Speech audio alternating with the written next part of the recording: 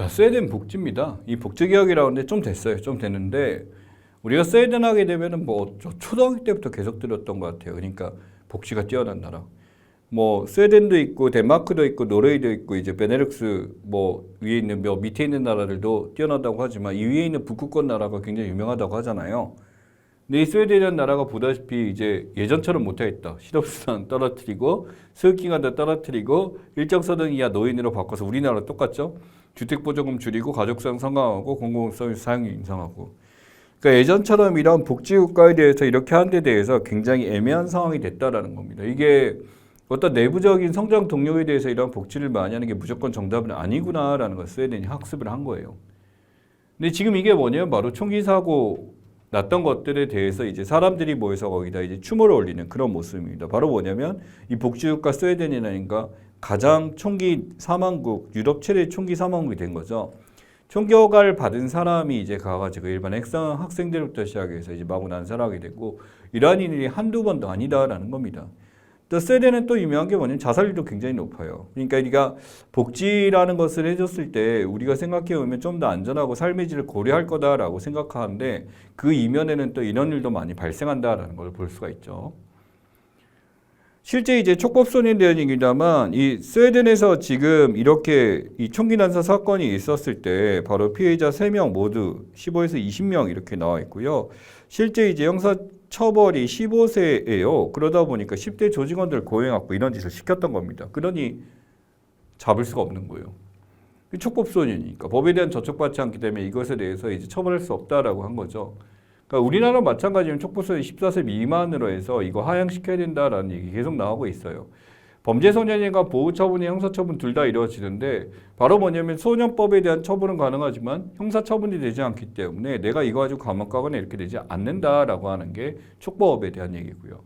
범법소년 10세 미만 같은 경우는 보다시피 보호처분이나 형사처분 둘 다 없습니다. 근데 민사상 책임에 대해서 관리자가 이걸 지는 경우밖에 존재하지 않죠. 그러다 보니까 이 촉법소년에 대해서 14세 미만이니 지금으로 치면 중학교 2학년들까지 3학년 중에 생일 안 지난 애들까지 여기서 혜택되다 보니까 얘들이 이걸 이용해서 나쁜 짓들을 많이 하고 이런 것도 있습니다. 뭐 얼마 전에 있었던 건데 이것도 뭐 한 여중생 4명이서 이제 자동차를 훔쳐가지고 190km 가는데 우리나라 간다 뭐 영상 올리니까 그게 다 들킨 거죠. 이제 그런 것들이 있는데 안에 또 이제 담배째들 막 떨어져 있고 이렇게 된 게 이제 오늘 제가 출근하면서 본 뉴스입니다. 그러니까 이 촉법이기 때문에 여기에 대한 처벌이나 이게 쉽지가 않은 거고, 물론 이제 차에 대해서 이제 안에 있는 담배째가 떨어져서 시트가 탄 거나 이런 거는 처벌 받아야 되겠죠. 근데 거기에 처벌이라기보다 민사상 이제 책임을 져야 되는데 그걸 처벌할 방법이 없는 게 지금 현실이다라는 겁니다. 물론 학교에서는 이런 행위를 저질렀기 때문에 그게 알게 되면 이제 잡아야 될 텐데 이게 또 뭐 올라가면 대학 못 간다라는데 제가 보기에는 이 친구들이 그 190이란 걸 밟아서 이렇게 운전하고 이렇게 갔다라고 한다면 뭐 대학에 대해 별 생각은 없을 것 같아요. 예, 그렇기도 하고 아무튼 지금 이러한 촉법에 대해서 올려야 된다 내려야 된다 해서 여러 가지 뭐 얘기들을 많이 합니다만 저도 이제 아이들을 실제로 지도하기도 했었고요. 뭐 이 나이 때는 아니지만 성인이긴 하지만 근데 다들 알고 있는 것 같아요. 그리고 생각보다 이런 일을 저지른 애들은 그렇게 많지가 않아요. 많지가 않은데 그 소수의 아이들이 워낙 큰 일들을 벌이기 때문에 문제가 되는 거기도 하고 그러니까 학교가 요새 뭐 무너졌다 이런 얘기 하겠지만 그렇지 않습니다. 대부분은 정상적이에요. 근데 몇몇의 정말 소수의 아이들이 이런 짓을 저지르기 때문에 전체를 이렇게 매도해서는 안 되고요. 그런 애들에 대해서 이런 처벌에 대해서 이게 바뀌는 게 과연 옳을까에 대해서 저는 이렇게 생각합니다. 그들의 경각심을 먹기 위해서는 이걸 이용하고 있다라고 하면 당연히 해야 되겠죠. 그러한 보면은 이 스웨덴 민주당 지금 나와서 하는데 난민 문제 지금 보이시죠? 바로 이 민주당이 이제 올라가게 된 이유가 극우 보수거든요.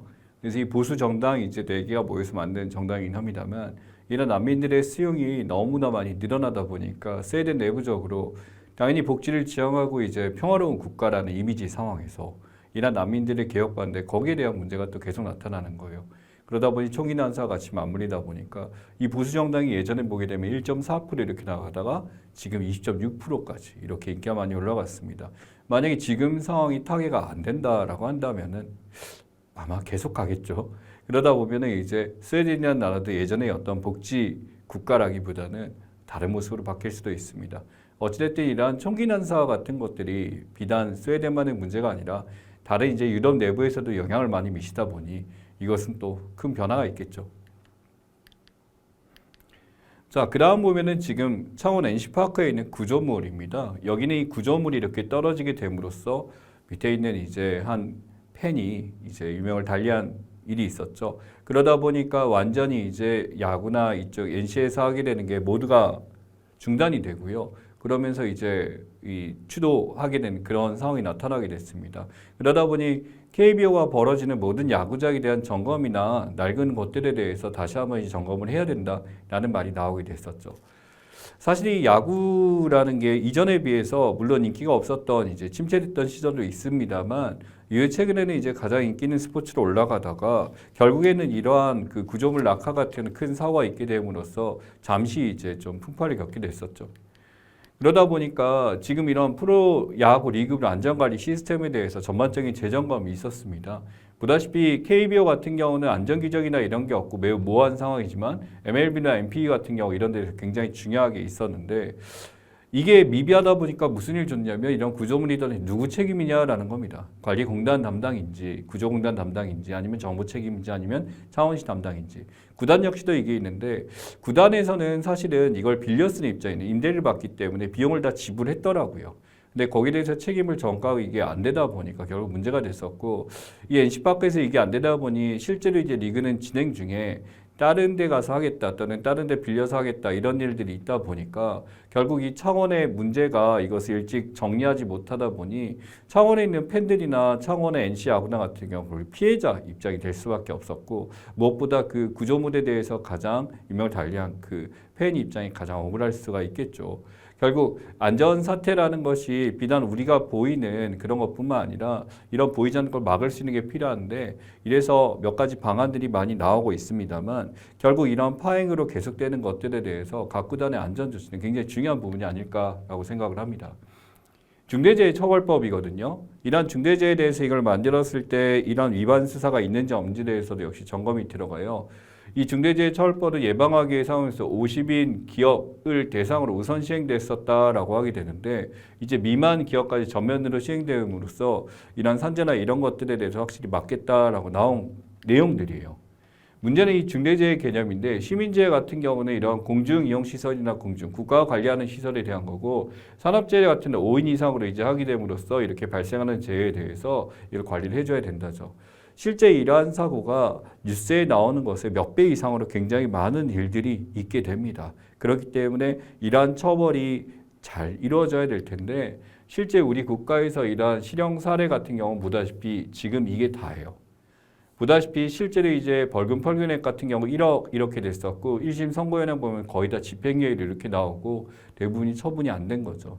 노동계 입장에서는 실제로 이게 99%가 처벌이 안 되고 거의 다 유야무야 되고 있다라는 거니까 당연히 이후 선거나 이후 이제 대선 후보가 이제 대통령이 됐었을 때 여기에 대한 법도 당연히 점검이 많이 필요할 거다라는 얘기를 할 수가 있겠습니다. 자, 1인 계약서 활용 꼼수절세에 나와 있죠. 이제 소속사가 있었을 때 연예인 A씨 매니지먼트 요청하게 되고 1인 계약서를 만들게 되면은 바로 이제 법인카드 사적 이용 제공하게 되고 A씨 매니지먼트에 의해서 이런 식으로 이루어지게 됩니다. 문제는 기획사에서 이걸 관리하게 되는데 이 1인 계약사라고 해서 이때까지 있었던 모든 걸 원래는 매니지먼트에서 이게 비지분 수익이나 이런 게 왔다 갔다 하다가 1인 계약사를 차리게 됨으로써 이쪽에서 관리 안 하고 본인 연예인과 관련된 가족이라든지 이렇게 운영을 하다 보니까 당연히 여기서 이제 몇 가지 세금의 탈루 현황이나 이런 것들이 많이 나타나게 되죠. 실제로 연인이 사용하는 이런 것들에 대해서 무제한적으로 이제 비용 처리를 하기 위해서 세금 탈루 현황이 많이 있고 실제로 많은 연예인들이 여기에 대해서 이제 걸린 사례들이 많이 있었습니다. 근데 점점 늘어나고 있죠. 뭐 5월달 말만 해도 성시경 씨도 이제 그렇게 됐었고 제니나 뭐 리사 같은 경우도 있었고 여러분이 알고 있는 뭐 김수현 씨도 어떻게 보게 되면은 이제 골드메달이라고 지금은 1인 기획사가 아닌 이유가 몇몇을 이제 받아서 이제 신인들을 받아서 하고 있었지만은 실제로 이제 개인 기획사에 가까웠었죠. 그러다 보니 이 안에서 이제 운영되는 것들이 뭐 파워가 있는 연예인 같은 경우 문제가 없었겠습니다만 대부분이 이제 1인 계약사를 차렸을 때 여기에 대한 어떤 차별이나 과거에 있어서 잘 안 했었다라고 한다면 요새는 이게 하나의 유행처럼 됨으로써 이러한 세금을 절세까지는 인정을 할 텐데 탈세가 되는 경우도 많이 있다 보니까 문제점에 대해서 뭔가 점검할 필요가 있을 것 같습니다. 이 대중문화산업예술발전법이라고 하는데 이름에 보게 되면 이렇습니다만 실제로 이제 이승기 사태에 대한 얘기거든요. 이승기 씨가 이제 예전에 이제 가수 활동했을 때 소속된 기획사에서 실제로 이제 이승기 씨가 활동한 금액을 제대로 지불하지 않게 되다 보니까 또는 마치 이제 가까울이 맞전이 뒤바뀐 것처럼 그런 모습을 하게 되면서 이 문제를 막아야 되겠다라고 하면서 나오게 된 거죠. 그러다 보니 여기 보면 선정적이나 이런 것들은 학습권 침해 이런 것도 있습니다만 바로 이런 정치적 위해액이나 바로 이제 성희롱이나 폭행, 폭언 같은 경우도 굉장히 많이 있었던 게 밝혀지게 됨으로써 같은 소속사이던 이선희 씨 같은 경우도 거의 활동을 접어버리게 된 사태죠. 이제 어떻게 보면 이 이선희 씨 같은 경우는 워낙 큰 연예인이잖아요. 그러다 보니 기획사에서 특별 관리를 해준다라고 한다면 이승기 씨 같은 경우도 이제 유명하긴 하지만 신인부터 이렇게 올라왔기 때문에 여기서 시킨 대로 마치 가스라이팅, 밥도 제대로 못 사먹는 그런 게 알려지게 됨으로써 이쪽에서 같이 다루게 된 법안 중에 하나가 들어가게 됐습니다. 그래서 여기 보면 김천 씨, 김호중 씨 있어갖고 1인 기획사에서 나타났던 문제점도 여실히 드러나고 있고요. 최근에 뭐 제니 공연 같은 경우도 1인 기획사로 바뀌게 되면서 원래는 이제 시간이 150분이었었는데 70분 공연만 하고 그냥 그만두게 됨으로써 굉장히 많이 불만을 사게 됐었죠. 거기다가 사람들의 댓글이나 거기든 후기도 못 달게 함으로써 1인 기획사가 가지고 있는 어떤 부실함을 여실히 드러내준 사건들이 이렇게 있습니다. 결국 세금 문제뿐만 아니라 여타 이런 것들 때문에 1인 기획사에 대해 여러 가지 법안들이 내는 관리 절차에 대해서 당연히 필요하다는 말이 계속 나오게 됐죠. 자, 여기 보면 스타벅스 메이저 커미트먼트라고 해서 지금 스타벅스에서 커피 농장의 어떤 사진입니다. 보기에는 굉장히 깔끔해 보이고 좋습니다만 문제는 이러한 커피 농장에서 겉으로 보이는 이런 모습, 그리고 스타벅스는 인권을 고려하고 착한 생산, 공정무역을 하고 있다라고 얘기를 했었는데 실제 사례는 아니었죠. 너무나 가난한 농부들, 낮은 서열 빈곤선 이하의 생활을 하고 있다. 소위 말하는 이들이 생산하는 것들에 대해서 제대로 된 비용이 가지 않게 되고 스타벅스 엄청난 편취를 하고 있었다라는 게 나타나게 된 거죠. 커피 농장의 착취라는 게 뭐 조금 예전 사례긴 합니다만 실제 에티오피아 같은 경우 세계 커피 생산의 거의 2위, 3위 정도 되는데 1위인가요? 1위는 브라질이죠. 3위군요. 3위에서 이렇게 됐었는데 실제 거기에 아동 노동이 굉장히 많이 있었고 실제 이 커피 한 잔 생산하는데 이들이 받게 되는 돈은 3원이었습니다. 그런데 실제로 이것을 6불에 가까운 돈을 받아서 커피값을 받았기 때문에 남는 돈은 엄청났었죠. 그러다 보니 이런 아동노동 착취가 여전히 많이 있고 한 것들도 존재하고요. 이런 도덕적인 어떤 도덕적 해이 현상에 대해서 많은 얘기를 할 수밖에 없게 됐고 전에는 이제 공정무역을 한다라고 그렇게 얘기했던 데가 유난히 이런 걸 하게 밝혀지게 되기 때문에 이건 비단 스타벅스뿐만 아니라 다른 데도 많이 있겠죠. 사례를 보자면 지금 뭐 이 공정무역이라는 게 Fair Trade Practice, 이 공정무역에 대한 10계명이라고 부릅니다. 그래서 절대 아이들 노동은 안 된다, 그리고 강압적 노동 안 된다부터 시작해서 공정한 이제 혜택을 받아갈 수 있도록 이렇게 노력할 수 있는 원칙들이 여기 있습니다. 그래서 대부분의 기업들이 이걸 지키겠다라고 말은 했습니다만 실상 까보게 되면 이런 일들이 너무나 많이 있고 이러한 해당 사례가 빙산의 일각이라고 할 정도로 이런 일들은 굉장히 많이 나타났죠. 그래서 BBC에서 실제로 조사한 결과 바로 이겁니다. 실제 이 아동들이거든요. 이제 10살, 10살이 아니라 7, 8살도 안 된 아이들이 지금 이렇게 제스민을 따고 이렇게 되는 모습입니다. 바로 이게 뭐냐면 향수 생산할 때 들어가는 그 향수의 그런 연료들에 대해서 이 잎을 이제 아이들로 하여금 노동 착취를 통해서 만들어졌다라고 해서 BBC에서 특집으로 이제 내놨던 기사 중에 하나거든요. 되게 좀 그렇죠. 실제로 이제 스타벅스의 커피뿐만 아니라 코코아도 그렇고 코코아를 뭐 피해 열매라고 부를 정도로 이런 노동들 간의 어떤 그 갈등이나 이런 것도 있습니다만 또한 이런 숨겨진 이런 노동들도 굉장히 많이 있기 때문에 당연히 이러한 것들에 대해서 좀 더 이제 환경만을 얘기할 게 아니라 우선 인권에 대해서도 우선 고려해야 되지 않을까라는 생각이 있습니다. 자, 처음 본 사람인데 코리안 비즈니스 엑스포 비엔나라고 나와서 이 비엔나 행사 때 이제 모습입니다만 이게 월드옥타라고 하거든요. 이 사람이 뭐냐면 이 세계 한인무역협회라고 해서 월드옥타를 이름을 바꿔야 됩니다. 문제는 이 회장이 박정범 회장이 어떤 자격 요건을 제대로 갖추지 않고 선거에 나와서 당선이 됐고요. 이 행사를 진행했었을 때 이 행사를 기획한 회사, 이제 맡겼던 회사가 바로 자기 부인이 운영한 때를 준 거예요. 그래서 여기서 조수미 씨도 부르고 빈필하모니 부르고 하면서 비용을 썼는데 뭐 이윤이 안 남았다라고 하지만 분명히 거기에 대해서는 조금 보여지는 모습이 좋지는 않죠. 더군다나 여기서 진행하는 여러 가지 행사들이나 무슨 뭐 청년 이제 소상공인에 대한 지원책 뭐 프로젝트 스쿨 같은 경우도 굉장히 이제 좀 방만하게 진행되고 국가의 지원을 많이 받음에도 이렇게 되다 보니까 논란이 많이 되고 있는 것 중에 하나입니다. 그래서 명칭 변경 갖고 지금 나와 있습니다만 실제 들어가서 이제 찾아보니까 굉장히 문제점이 많더라고요. 그래서 여기 보게 되면 실제로 이제 차세대 그룹 창업무역스쿨에서 이렇게 했었고 국가에서 지원을 받고 했었는데 실제로는 굉장히 부실하고 비용도 이제 받아갖고 했었죠. 비용 만회받아서 이렇게 했었다라고 합니다만 제대로 된 것들이 안 되다 보니까 이게 굉장히 무리수를 둔 게 아닌가라는 거기도 하고요. 국고지원 산업이다 보니까 여기에 대해서 제대로 된 평가가 있어야 될 텐데 이것도 없이 계속 학교에서 이제 물밀듯이 돈을 쓰고 있습니다. 근데 한편으로 이것이 어떤 연합뉴스와의 다툼, 연합뉴스에서 이런 기사를 꺼냈는데 연합뉴스가 원래 여기에 그 같이 참여를 해서 하려고 했다가 이게 빠져버리다 보니까 그쪽에서 이제 악의를 갖고 기사를 썼다 이쪽에서 주장을 하더라고요. 근데 어찌됐든 간에 본인이 갖고 있는 어떤 국책 사업으로 이루어지는 것들을 본인의 가족 기업에 주는 것은 커다란 문제가 있습니다. 이제 이러한 걸 모럴 해저드라고 부르죠. 도덕적 해이 현상이라는 것은 처음 계약을 맺었을 때 우리가 이제 지켜야 될 약속들에 이런 것을 이제 계약을 맺었으니까 거기서 해약이 됨으로써 상대방에게 피해를 주는 것들이 모럴 해저드가 되죠. 이 모럴 해저드의 사이가 지금 여러분들 잘 아시죠. 홈플러스 사태로 비슷합니다. 우리 국책 펀드라고 그래서 막 지원해주고 했었는데 결국 이들은 이익은 사회라면서 손실은 사회에다 이걸 떠넘기게 되는 사태가 발생하게 되고 홈플러스 매각이 이렇게 된 거죠. 판매를 하는 것도 이제 홈플러스에 가장 매출이 잘 나오는 사람들이 많이 이용을 하다 보니까 전형적인 기회주의적 행태를 보이고 모러지들이 항상 상징처럼 보입니다. 이거 말고도 뭐 몇몇 보험회사들이 갖고 있는 계약을 맺은 사람들에게도 있고 알바들 같은 경우도 아르바이트 같은 경우도 계약을 맺게 되면 단위 그 계약 기간 동안 열심히 해야 되는데 그걸 안 하게 됨으로써 또 이걸 이용하는 경우도 모럴 해저드의 사례다라고 말씀드릴 수가 있겠습니다. 그래서 이 월수, 윽타, 오스트레핀데 아까 그 사진 하나인 겁니다. 알고 보니 성과 부풀리기다라는 거죠.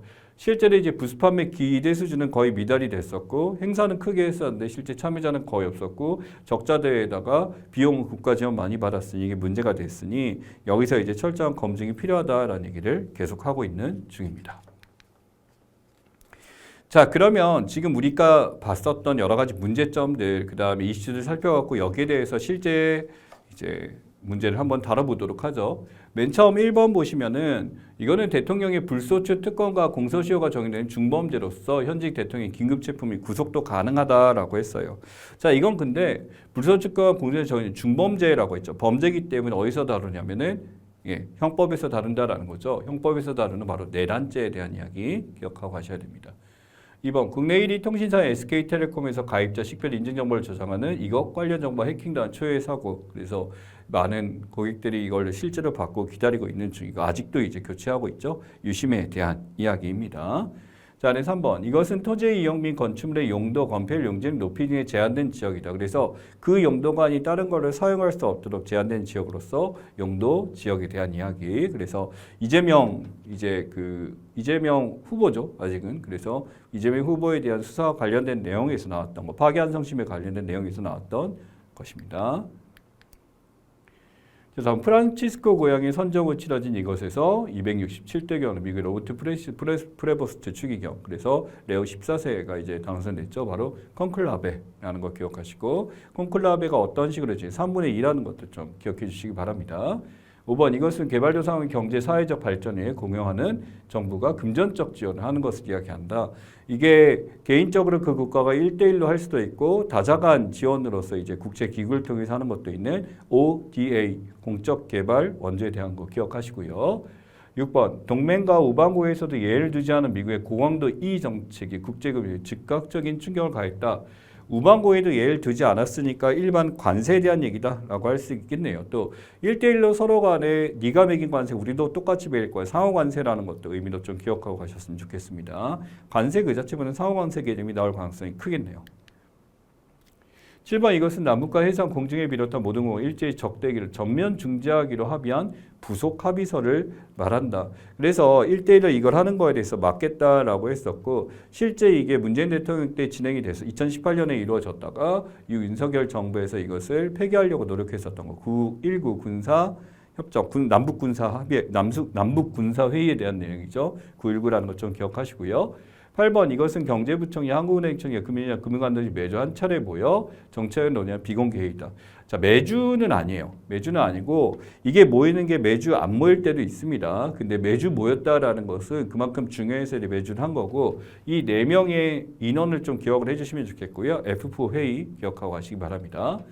9번 트럼프 대통령 후보 시절 미국을 다시 위대하게 라는 뜻을 해서 이것을 선거구로 되었다. 그래서 MAGA, 마가라는 거 기억하고 가시고요. 10번 이것은 화재 현장에 형성된 화선 안에 포함된 화선. 이 지금 화재가 진행되고 있는 라인을 얘기하고요. 포함된 면적으로 진화가 완료된 뒤 확인하는 피해 면적과 개념이 다르다. 그래서 실제 피해를 봤었던 지역이다라고 해서 산불에 어떤 영향을 받았다 해서 이름 그대로 산불 영향구역이라는 것과 피해 면적과는 차이가 있다라는 거. 그래서 이러한 영향구역을 제대로 추정해야 될 텐데 산림청에서 이것을 축소해서 얘기함으로써 또 논란이 됐었던 것 중에 하나죠. 11번 이것은 경제 주체가 보유 중인 자산 현금성으로 바꿀 수 있는 능력을 얘기한다. 그래서 유동성이란 거 기억하시고요. 유동성의 함정이라는 거 경제에서 많이 물어보는 내용이니까 그것도 같이 공부하시기 바랍니다. 12번 최근 전국 각지에서 이것 사고가 잇따르면서 시민들 불행거리자 지자체가 선제 대응 재발방지 대책 마련하고 있다. 바로 싱크홀에 대한 얘기. 싱크홀과 포트홀에 대해서 구분하셔야 되고요. 전 세계에서 휴머노이드 로봇 개발 경쟁이 치열해지는 중국이 이것을 통해 글로벌 시주를 장악에 나섰다. 로봇에 대해서 지금 다른 데보다 가장 많이 앞서져 있는 데가 중국이고 중국에서 쓰는 표현이죠. 바로 체화지능 로봇이다. 스스로 학습해서 개선할 수 있는 힘을 가지고 있는 로봇을 얘기하고요. 14번 지난 4월 우리나라의 이것과 산림녹화 기록물이 유네스코 세계기록유산으로 올라갔고 북한의 백두 세계지질공원 등장했다. 중국의 백두산, 전백산이라고 부르는데 그 지역은 들어갔는데 북한 들어가서 백두산 전체가 다 들어갔거든요. 이렇게 되고 지금 이건 산림녹화 기록물 나와 있죠. 기록문화유산이라 불러서 제주 4.3 사건에 대한 기록이 들어가게 됐습니다. 자, 네, 15번 이것은 시장 전체 주가 움직임 측정한 지표로 이용되며 투자 성과 측정, 다른 금융권 수익률 비교 척도 또는 경제 상황 예측 지표로 활용되고 있다. 정말 많은 척도로 활용되고 있다라고 얘기를 하게 되는데 주가 지수에 대한 얘기죠. 코스피에 대한 얘기입니다. 그래서 코스피에 대한 얘기, 코스피와 코스닥 구분하는 거 기억하시고요.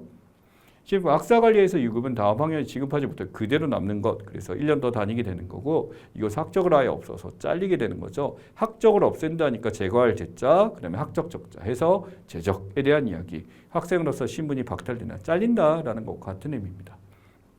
17번 최근 오픈 AI 의용자 급증세는 사진 변환 유형도 이것의 출시가 영향을 미친 것으로 알려졌다. 실제 이것의 출시다라고 했었는데 무엇을 많이 했었냐면 챗GPT 이미지 생성에 대한 얘기죠. 최근에는 챗GPT 이미지 생성도 많이 하고 있습니다만 다른 이제 프로그램도 굉장히 많이 나왔고 실제로 이제 영상까지 만들어주는 것을 봤거든요. 근데 그 영상이 처음에는 어색했거든요. 근데 지금 보니까 거의 뭐 실제와 차이가 없을 정도로 합니다. 그래서 몇 가지 한번 찾아보시면 깜짝 놀란다라는 걸로 보시면 될 것 같고요. 18번 중국이 서해 한중 여기에다가 무단 구조물 설치한 것으로 향후 우리 해양안보에 악영향을 줄 수 있다는 우려를 갖고 있다. 우리가 지금 이제 중국과 쪽에서 이제 가지고 있는 배타적 경제성 EEZ에 대한 얘기죠. 그래서 이 EEZ 같은 경우 이동은 가능한데 경제적 행위를 하면 안 된다라고 했었는데 이런 지역에다 하게 되고요. 그래서 이렇게 이 가운데다가 하면 안 되는 지역은 잠정조치 수역이라고 부릅니다. EEZ 내부에 대해서 지금 함부로 이제 무단구전에서는 잠정조치 수역에 대한 스토리 기억하시고요. EEZ란 개념이 더 중요하다고 볼 수 있겠네요. 19번 가계지출의 주요 항목 중 하나인 이것은 금융위기 시절인 2009년 2월 이후 가장 큰 폭으로 올랐다. 시기장 말씀드렸죠. 거의 뭐 55달 만에 이제 올라갔다, 55주기 만에 올라갔다라고 얘기하게 되는데 이 소비자 그 교육 물가라고 합니다. 2.9%가 지금 상승하게 돼서 이전에 올라갔고 대학 등록금 평균치 710만 원에 이제 수도권은 800만 원이 다 넘어서 버렸죠. 교육 물가가 올랐다. 자, 네, 20번 일본 외무성이 올해도 이것의 독도에 대한 부당한 영유권 주장을 되풀이하면서 우리 외교부가 강력히 즉각 철회 요구했다. 매년 지금 하게 되죠. 외교청서입니다. 일본 외교청에서 발생하는 이제 백서 같은 개념을 얘기하게 되고 여기서 이제 이 다케시마라는 이름으로 기념관을 만들고 이걸 하게 됨으로써 이제 문제가 됐었던 거죠. 21번 스페인과 포르투갈 전력 대규모 정전 발생에 수천만의 피해를 입은 가운데 스페인 야당에서 이것 확대와 탈원전 전력망 개혁에 대한 의문을 제기했다라고 나왔어요. 바로 뭐냐면 실제로 이게 나타났던 이유가 뭐냐면 넷제로에 대한 이야기죠. 과도한 넷제로가 문제는 이 넷제로라는 것은 탄소를 생산하지 않은 에너지에 대한 얘기인데 바로 재생에너지 사용 확대에 대한 이야기입니다. 22번 중국은 주한미국의 이것 배치에 반발해 2016년 한국 음악 드라마 연합리를 비공익적 보호적 한한령이라고 했죠. 한한령은 저번 때 다뤘던 것 중에 하나입니다만 이것을 이제 바꿔야 되면서 하게 된 거고 9년 동안 진행돼서 한한령에 대해서 이걸 막았었던 건데 바로 사드 배치에 대한 문제였죠. 자, 23번. 이것은 한번 부결된 안건은 같은 회기 중에 다시 발행하거나 제출하지 못하길 원칙을 한다. 1사 부재의 이 원칙이라는 거 이렇게 되고요. 한번 얘기한 건은 할 수가 없다. 그래서 변형해서 이게 올리는 경우가 있는데 물론 이제 그 편법이라고 볼 수도 있죠. 그리고 1사 부재의 원칙과 구분을 반드시 해주셔야 됩니다. 24번. 이것은 범행 당시 형사 책임 연령에 도달하지 않아 범죄 사실적 형사처벌할 수 없는 어린 범죄자. 그래서 우리는 만 14세 미만, 스웨덴은 이제 15세였죠. 촉법, 소년에 대한 이야기. 소년법상 처벌은 받지만 형사적 처벌을 받지 않는다. 그 얘기죠. 자, 25. 연예인들이 이것을 설립한 이유는 다와 같은 산업 진행하기 위함도 있지만 개인 소득세 상대의 세율이 낮은 법인세를 적용받을 수 있기 때문에 이 법인세라는 게 사실은 소득이 별로 안 되는 사람들 같은 경우 1인 기획사 오히려 손해입니다. 근데 액수가 커지면은 이제 거기에 대해서 법인세에 대한 혜택이 있게 되거든요. 하나 더 하자면 이런 법인세에 대한 혜택이 만약에 이런 경우도 존재합니다. 개인이 이것을 이제 개인의 소득으로 이제 전환하거나 이게 마음대로 썼다는 게 있기 때문에 거기에 대한 세금을 다 뱉어내야 되기 때문에 법인으로 바뀌는 게 꼭 합리적이진 않을 수도 있어요. 그러니까 조절해야 되는데 지금 연예인들이 이것을 벗어날 방법을 알기 때문에 1인 기획사를 많이 만들고 있죠. 20번. 커피 농장이 착취하는 그간 이것을 통한 원두 구매 활동을 한다고 자부해 스타벅스가 기업이 타결해왔다. 공정무역에 대한 얘기죠. 공정무역이라고 했었을 때 우리가 어떤 페어 트레이딩에 대한 얘기를 많이 합니다만 회사들이 이런 식으로 마치 환경을 깨끗이 해 우리는 양심적 무역을 해 이러면서 이미지를 이제 워싱했다라고들 얘기하죠. 그래서 그러한 것들에 대해서 뭔가 자중이 필요하다라는 지적을 많이 받았습니다. 자, 그러면 시사용어 브리핑 들어가 보도록 하죠. 맨 처음에 보면은 지금 공작기계 수주액이랑 산업용 로봇 수주액, 로봇에 대한 얘기 나오죠. 일본 공작기계 수주액이라고 그랬을 때 일본의 공작기계에서 수주를 이만큼 했었다라고 하고 중국 절상공 생산이 이렇게 늘어났습니다. 전 세계에서 지금 이제 사람을 쓰지 않는 이제 공장들이 나타난 거예요. 그래서 다크 팩토리라고 해서 이게 어둡다라는 의미가 아니라 실제로 이제 사람이 필요 없고 어둠 속에서도 충분히 생산할 수 있게 되는 거죠. 10년 전만 해도 아디다스에서 10만 개의 신발 생산에 6명이 필요하다라고 했었는데 이 다크 팩토리는 아예 한 명도 필요 없는 게 됩니다. 한편으로 이렇게 생각해 보면 일의 상당 부분을 로봇이 대신하고 이렇게 늘어나다 보니까 결국 어떻게 보면 인간의 일자리를 이제 로봇이 대체하는 시대도 얼마 남지 않았구나라는 것도 생각할 수 있겠죠. 그래서 지금 이 중국이 굉장히 발달해 있는 것 중에 하나고 일본도 합니다만 우리나라도 여기에 대해서 많이 노력하고 있고 실제 현대자동차 테슬라 같이 손잡고 이제 투자하는 회사도 있죠. 이런 데처럼 많은 데가 지금 로봇 생산 자체에 대해서 굉장히 이슈가 되고 있는 것 중에 하나고 AI 이상으로 발달할 것 같다라는 평가도 받고 있습니다. 자, 세네이트 크리스 반 홀르. 지금 얘기하는 사람이 누구냐면 바로 가르시아 사건 그 당사자 가르시아에 대한 얘기인데 바로 엘살바도르 출신에서 합법적으로 이주를 해가지고 여기서 이제 일을 하고 있었는데요. 바로 뭐냐면 합법적으로 일하던 사람이 트럼프 행정부 때문에 완전히 이 사람을 깽단 조직원으로 몰아가서 이제 처벌했었던 사례에 대한 얘기고 이것이 잘못됐다는 것에 대해서 이 의원이 찾아가서 반이제 트럼프 이제 의원이 찾아가서 이걸 얘기하게 된 것 중에 하나입니다. 즉 행정부가 이런 권한 남용에 대해서 인권 이슈가 됐었고 최근에 있었던 거는 뭐가 있냐면 하버드에 다니고 있는 이제 한인 학생들에 대해서 더 이상 이제 비자를 발급하지 않겠다라는 걸로 트럼프가 얘기를 했었죠. 물론 하루 만에 이걸 철회를 했습니다만 이건 캘리포니아 법원에다가 이것을 이제 잘못됐다라고 하게 돼서 법원에서 이제 그 행정권에 대해 동결시켜라라는 얘기를 했기 때문에 이렇게 된 거거든요. 어떻게 보면 지금 트럼프가 전방위적으로 이런 짓을 하고 있다는 게 눈에 띄게 많이 보이고 있습니다. 자, 지금 보시면 아까 이제 다크 팩토리하고 좀 비슷해 보입니다만 이 시민, 우리 국민, 사람이 일을 하고 있는데 로봇이 이걸 발로 차는 걸 보여줘요. 이게 바로 뭐냐면 AI 엔자이티. 그러니까 우리가 갖고 있는 이제 AI 때문에 우리 일자리가 대체되는 거 아니야? 내가 이제 더 이상 일할 게 없는 게 아니야? 이런 것들에 대한 불안감, 두려움, 걱정 이런 것들이 AI하고 이제 엔자이티랑 합쳐져서 이제 이런 표현이 나오게 된 것 중에 하나입니다. 실제 미국이나 이런 데서 이런 불확실성 때문에 이제 자신들의 어떤 직업에 대한 미래의 불확실성 때문에 여기에 대한 어떤 상담이라는 것도 굉장히 많이 늘어난 것 중에 하나고요. 첨단 기술에 대해서 이제 더 이상 따라가지 못하고 내가 적응 못하면 뒤처지는 게 아닐까라는 불안감도 여기에 있을 수도 있습니다. 전형적인 어떻게 보면은 이러한 구조적 산업 구조적 변화에 대해서 항상 나타나는 현상이긴 한데 최근에는 그것보다 더 많이 증가하고 있는 것 같아요. 왜냐하면 기술의 변화에 대해서 일반 산업이 쫓아내기 많이 늦기 때문이죠. 예, 미국의 상하시 분세 부가 기준에서 나와 있어요. 보다 대미무역시 관세자면 이걸 기준으로 하겠다라고 했는데 무역자국들 보이시죠? 여기 보면 파리에 지금 우리나라가 보이게 됩니다. 그래서 지금 이런 나라들 중에서 우리나라가 여기에 위치하고 보니까 이런 15개의 그룹을 정해놓고 더티 15, 더티 15 해가지고 지금 잡아놓은 거예요. 그러다 보니까 이제 비관세 장벽에 대해서 이렇게 됐었는데 이제 관세를 매겠다라고 하는 거니까 이 소위 말하는 전쟁 선포입니다. 통상 전쟁 선포라서 상호 관세를 이렇게 매겠다라고 하다 보니까 이게 최악의 위반 국가에 우리나라가 들어가게 된 거죠. 그러다 보니까 굉장히 여기에 대해서 힘든 상황입니다. 경제적으로도 다운이지만 이 트럼프 때문에 큰 문제를 겪고 있는 상황이죠. 자, 은행 대리업 도입 방안에 대한 얘기입니다. 이게 은행이 아닌 제3자가 대신 수행할 수 있는데 문제는 이제 은행이라는 게 근무 시간이 한정적이잖아요. 근데 점심시간 안 하고요. 그러다 보니까 여기에 대해서 찾아가서 이제 하기가 쉽지 않게 된 겁니다. 그래서 은행이 아닌 제3자가 대신 수행하게 한다면 훨씬 더 원활하게 할 수 있지 않을까라는 것 때문에 한 거죠. 그렇기 때문에 은행 대리업에 대해서 좀 사업자 제한이라든지 인가에 대해서 제한을 두겠다라고 하는 것 중에 하나입니다. 이게 바로 뭐냐면 이 은행 대리업 제도를 들어오게 되면은 은행의 접근성이 힘들었던 사람 또 최근에는 이제 인터넷으로 이제 모바일로 이제 은행을 많이 하잖아요. 근데 나이 드신 분일수록 점점 이용하기 힘들어지다 보니까 이게 은행 점포가 점점 사라져요. 은행 점포가 사라지니 어르신들은 갈 곳이 없어지게 되는 이런 게 갈 수밖에 없게 되는 거죠. 그러다 보니까 은행 대리업을 늘리겠다라고 하는 것이 이런 겁니다. 대출에 대해서도 지금 여러 가지 의사결정 필요 없는데 대리업자에 가능하게 하고요. 대리업자에 대신해 주는 거죠. 우체국 같은 데서도 이런 활동을 하게 하고 상호금 저축에도 이런 권한을 주겠다라고 하는 은행 대리업입니다. 자, 지금 보시면 전부 이제 글마스라는 추천도서에서 막 이렇게 되고 손글씨로 지금 나온 게 보입니다. 과거에는 점점 이제 우리가 카톡이라든지 문자로 쓰는 게 많이 발전해졌습니다. 라이팅 힙이라고 부르죠. 손으로 쓰고 이런 것들에 대해서 이제 문구 판매량이 굉장히 많이 증가하게 된 것 중에 하나입니다.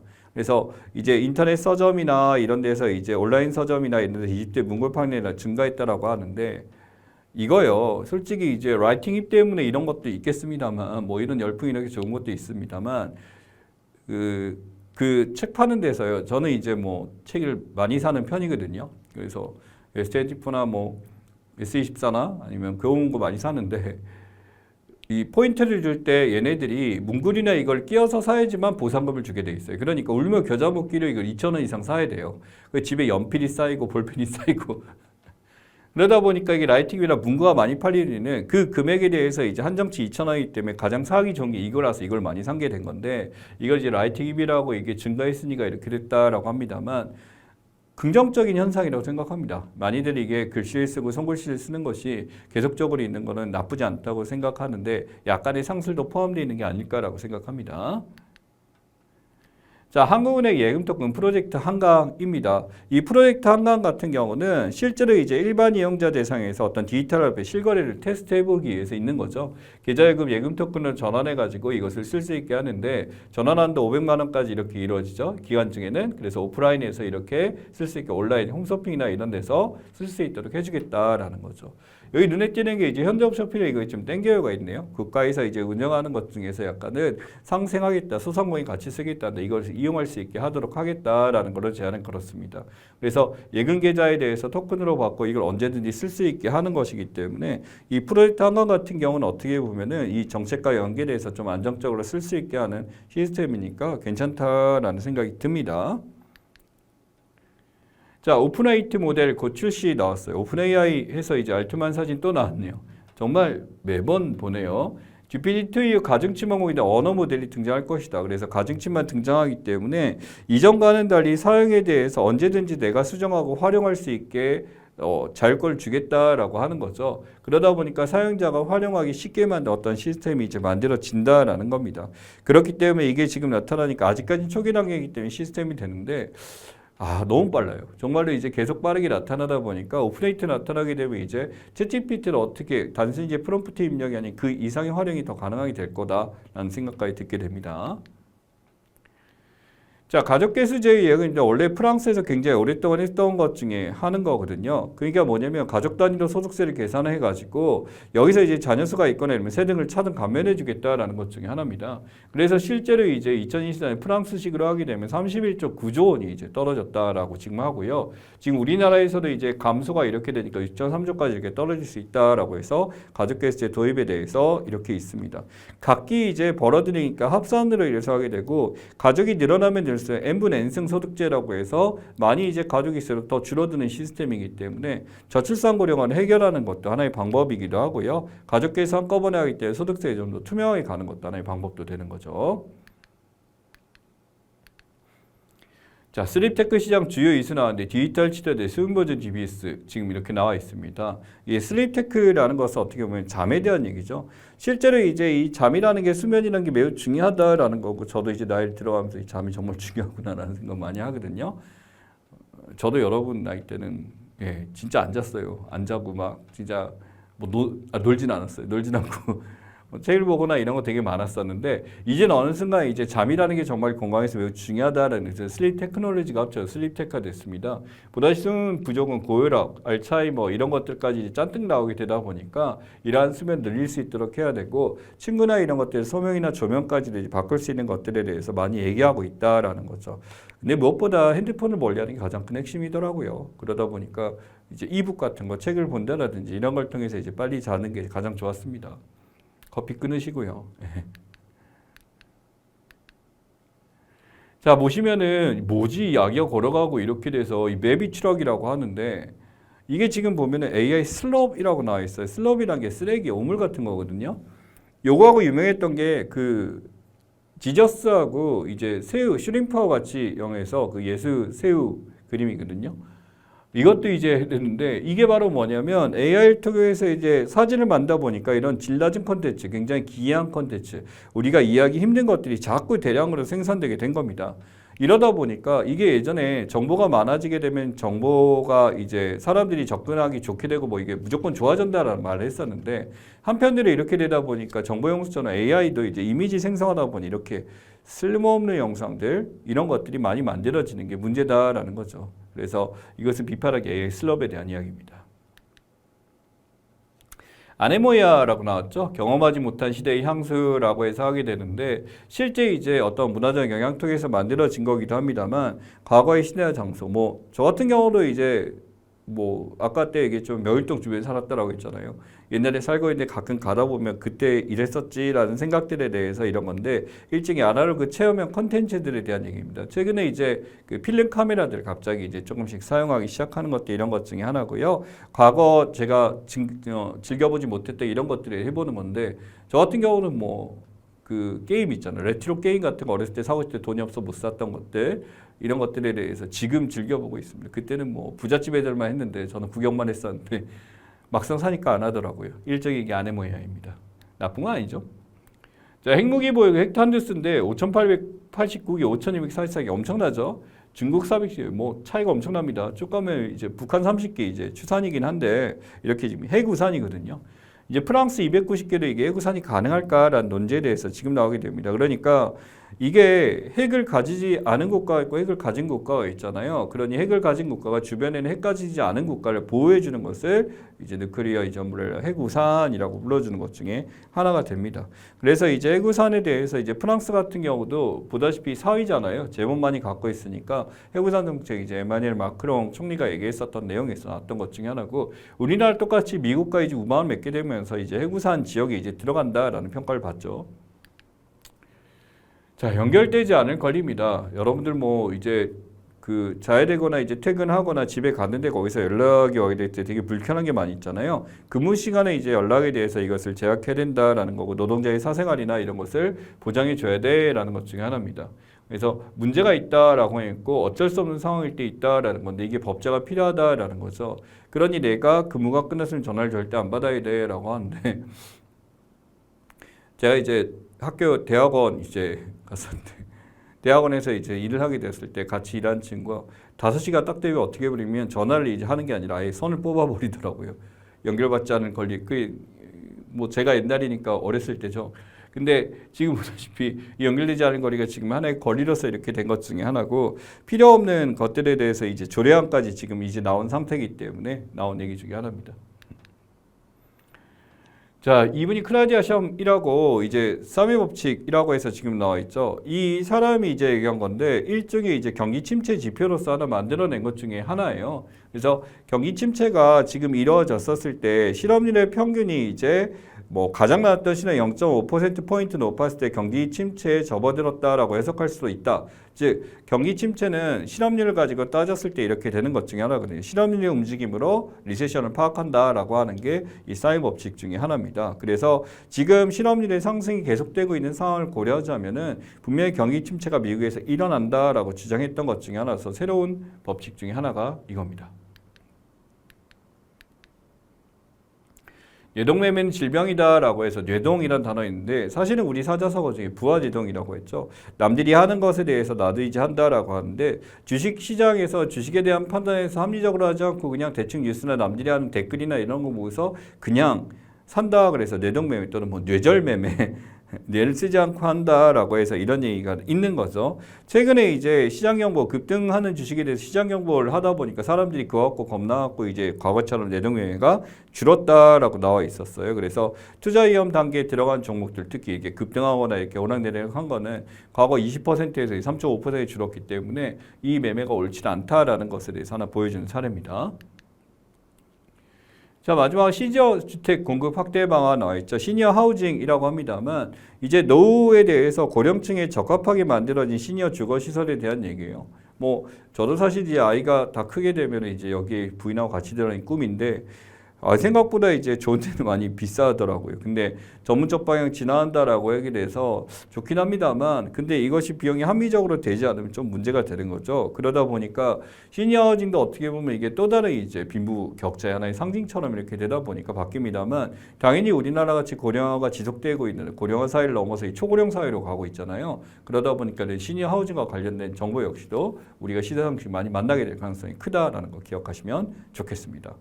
자, 6월 시사상식 이렇게 마치고요. 역시 이제 큼직한 것들 많이 있었으니까 차분히 잘 정리해 가시고 포인트 몇 가지 말씀드린 것들은 한 번씩은 꼭 검색해서 찾아보시는 습관 들이시기 바랍니다. 고생 많이 하셨습니다.